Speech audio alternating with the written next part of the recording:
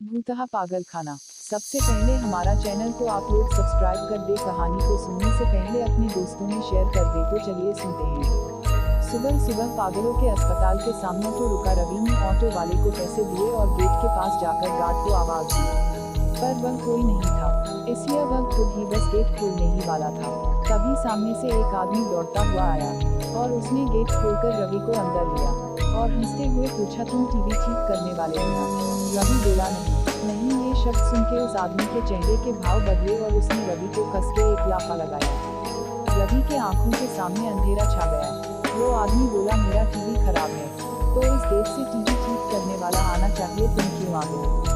रवि ने खुद को संभला, फिर अचानक एक डॉक्टर, 4 कंपाउंडर वहां दौड़ते हुए आए और उस आदमी को पकड़ लिया। फिर डॉक्टर ने कहा, ले जाओ इसे और शॉक ट्रीटमेंट की तैयारी करो। डॉक्टर को देख के रवि बोला, हेलो सर, मैं रवि हूँ, आज इस अस्पताल में मेरी नौकरी का पहला दिन है, मुझे डॉक्टर पाटिल से मिलना है। डॉक्टर बोले, हाँ मैं हूँ पाटिल, तुम्हारे बारे में मुझे बताया गया है, बेस्ट फॉर अ स्टोरी तुम अपना अपॉइंटमेंट लेटर ऑफिस में जमा करो और वर्दी पहनकर सामने वाले ऑफिस में आकार मिले। रवि थोड़ी ही देर में कंपाउंडर की ड्रेस पहन के ऑफिस में हाजिर हुआ। पाटिल डॉक्टर बोले, अभी जो कितनी देर के बाद पागल मिला था, वह यहाँ बस 8 दिन पहले आया है और अभी तक बहुत लोगों को थप्पड़ मर चुका है। यहाँ तक कि बावर्ची को भी जाकर उसने टीवी क्यों नहीं चल रहा इस वजह से थप्पड़ मारा था। तुम्हें इन सब की आदत डालनी होगी और स्टाफ की कमी की वजह से तुम्हारी शिफ्ट कभी भी बदल सकती है। फिर डॉक्टर ने एक पुराने कंपाउंडर से रमाकांत को रवि को सभी स्टाफ से मिलवाने के लिए कहा। सबसे मिलने के बाद रमाकांत ने रवि से कहा, चलो अब तुम्हें हमारा काम दिखता हूँ, और वह रवि को मरीजों का रूम दिखाने ले गया। यहाँ पर बहुत सारे पागल मरीज थे। कोई फिल्मी डायलॉग बोल रहा था, कोई दर्द भरी शायरी बोल रहा था, कोई मछली पकड़ रहा था। रमाकांत बोला, अब तुम्हें भी इन सबको झेलना होगा। सबसे पहचान करने के बाद रवि और रमाकांत दोनों अपने अपने काम में जुट गए। उसी दिन रवि को नाइट ड्यूटी मिली थी। रात को रवि पेशेंट के दावा पानी करने में व्यस्त था। जब रात के 12 बजने घंटी बजी तब उसने नोटिस किया कि सबके चेहरे पर अचानक डर सा दिखने लगा है। कुछ मरीज जो सो नहीं रहे थे, वह भी दुबक के बैठ गए थे। रवि ने एक डॉक्टर से पूछा कि यहाँ पर सभी लोग डरे हुए क्यों लग रहे हैं।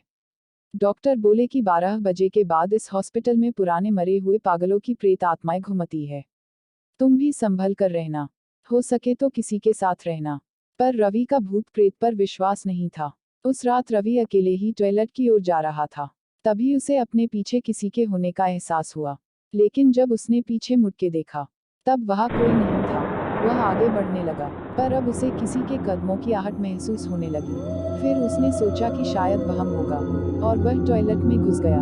और जब वह टॉयलेट करके बाहर निकल रहा था, तब उसे दिखा कि टॉयलेट के आईने पर लिखा है, तुम अब पागल होने वाले हो। रवि को लगा कोई उसकी खिंचाई कर रहा है। वार्ड में जाकर उसने किसी से कुछ नहीं कहा, बस वापस मरीजों का ध्यान रखने लगा। तभी अचानक उसे हॉस्पिटल में एक भयंकर चीख सुनाई दी। वार्ड से बाहर आकर रवि आवाज की दिशा में तेजी से दौड़ा।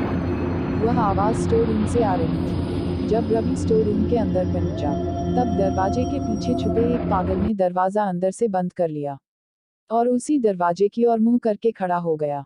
रवि दरवाजा खोलने आगे बढ़ा, तब उस पागल ने रवि को उठा के हवा में उछाल दिया और जमीन पर गिरने की वजह से रवि की पीठ में चोट लगी। उतने में ही उसे एक विचित्र हंसी सुनाई दी। वह पागल बोला, मैंने कहा था ना तुम पागल होने वाले हो। रवि गुस्से में बोला, अबे पागल आदमी, तुझे तो मैं शॉक दूंगा। पागल बोला, शॉक की वजह से ही तो मैं मारा था। हॉरर स्टोरीज इन हिंदी, और अब मुझे शॉक से कोई डर नहीं लगता।